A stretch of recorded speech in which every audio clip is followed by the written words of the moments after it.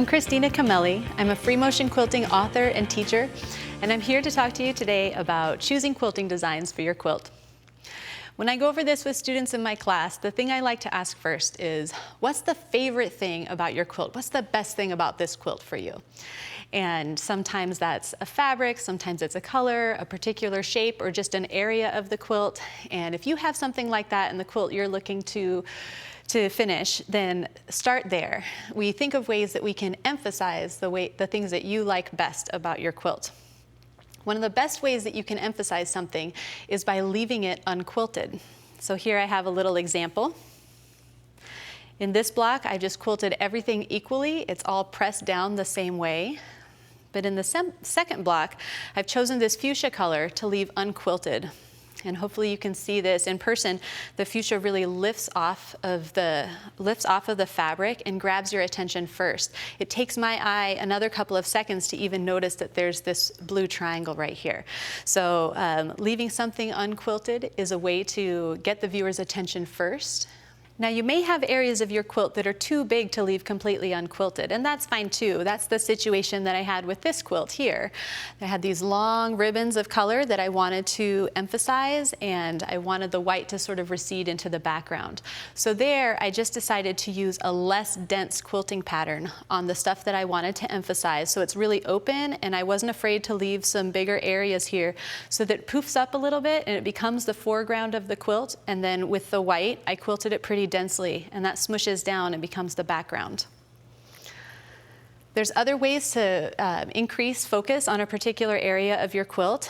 Anytime you stitch several times around a shape, echoing it, you give a visual reverberation to the area. It kind of underlines that part, whatever you've echoed, and it pulls the viewer's eye in there. And so here I've done both, leaving something unquilted and echoing around it. Another way to pull the viewer's eye somewhere is to have a bunch of lines that radiate out from a center point. So here I'm pulling a lot of focus on that star because all of these lines on the outside are leading in right to the star. So after we've thought about areas we want to emphasize, then you can turn your attention to what motifs might you use. And I always value the quilter's instinct on this one. If there's something that's coming to your mind, let's start there and start playing with it. For me, one of the things that comes to my mind first is pebbles. But pebbles take a long time. If you're going to cover a whole quilt in pebbles, they take a long time to quilt. And for me, I get a little bored of just doing pebbles. So I like to think of ways that I can use that motif a little differently. So here's one way that I've come up with. I've got a lot of the fun of pebbles, of just having them in these lines, but they're also interspersed with these wavy lines to give it a little bit of variety and to make the quilting go a little bit faster. Now, if you need help coming up with motifs, one thing you might do is look to your fabrics if you're using print fabrics. Here I've got a fabric and the quilting design that came out of it. And you might have inspiration like this all throughout your quilt. And if you do, this is a great way to find motifs that are already working with the quilt itself and just lift them up into the quilting design. So here is a piece of patchwork. And I've got some quilting designs that it inspired. This fabric leads me to this leafy vine. These little circles on the strings give me this kind of a pattern. I'm getting this great orange peel pattern off of this fabric right here. And then these little orange beads made me think of this design. And of all of them that I came up with from this piece of patchwork, I think this one is my favorite, and I'll tell you why.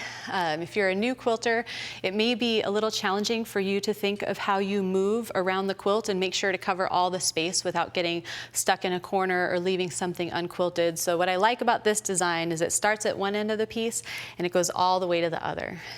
So you kind of know which direction you're going. You start at one end and you just keep quilting in that direction. You don't have a lot of decisions to make. So I want to show you how I'm going to stitch this so that you could try it at home if you want. I'm going to start at the bottom of my piece, And my reason for that is, right now, there's nothing to match. This pattern, I'm gonna try and match one side to the other, roughly, and I want to be stitching my first half out into the open space. It can be a little hard to see behind the free motion foot, so anytime you know that there's blank space behind you, that's a great way to start out.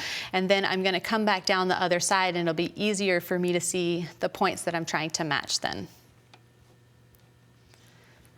Okay, so let's try this design. I've got my needle lined back up with where I pulled the bobbin thread up, and I'm going to take a couple of locking stitches there. Although, if I were starting at the edge of the quilt, I wouldn't need to do that. And I've given myself here a little guiding line, just written lightly in white pencil. We'll see if I can follow that. It's behind the free motion foot, so it may make it a little challenging. I'm just going to go with these little half circle arcs. Now my stitching has kind of gotten out of this little shape that I have in my hands, what I call the U shape. So I'm going to stop there and reposition my hands. The needle was down in the fabric, so it doesn't shift when I do that. And start again. And I'm making sure that some of them are smaller and some of them are bigger. And I'll reposition my hands again. And now here I'm at the top, I'm going to come back down the other side.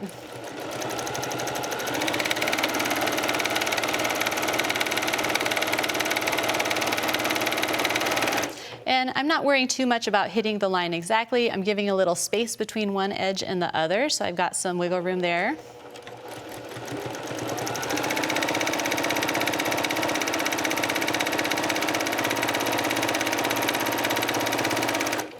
Reposition again.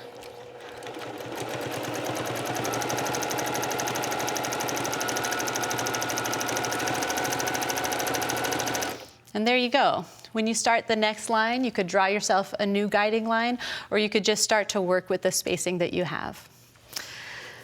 All right, so let me show you a few more things. Another thing to keep in mind when you're choosing your quilting designs is, do you want your quilting designs to go over the seams of your patchwork, or do you want to keep the designs within the seams of your patchwork? And here's how I like to think of that. If my patchwork says really everything I want to say in that quilt, then I generally will keep the quilting within the seam lines of the patchwork, so that I'm just emphasizing what the patchwork is already saying. So that's kind of the approach that I took with the quilt on the wall over here. For me, that quilt is about the optical illusion of the overlapping squares, and I didn't want any overlapping quilting over those seam lines to muddy that. But sometimes the situation calls for an overall design, and that's fine too. On this quilt right here, I ended up, once I was done piecing the top, I ended up feeling a little underwhelmed with the range of fabrics, the color values in it, and I knew that I wanted the quilting to add to the quilt so that the quilt had a little bit more to say. And so in that case, I chose this all-over design that didn't as much emphasize the piecing as it did sort of make big spaces, open spaces for these quilting designs to come through. This is another edge-to-edge design, and a really good one for new quilters to try. So once you've thought about all these questions about what might work for your quilt, I would advise that you don't go directly to quilting, but that you take a little time with pen and paper to make sure that you like the decisions that you're making, and that you feel ready to take the designs through your quilt. So how I do that is I take a photo of my quilt, and I'll try and just get a small piece of the quilt so I can see at the level of the quilting design how things are going to work. Usually I'll increase the brightness on the color if you have a program that can do that, or decrease the opacity, which would make the image more transparent, so it's easier to draw even on the darker colors. And print it out a few times so that you can give yourself some ideas.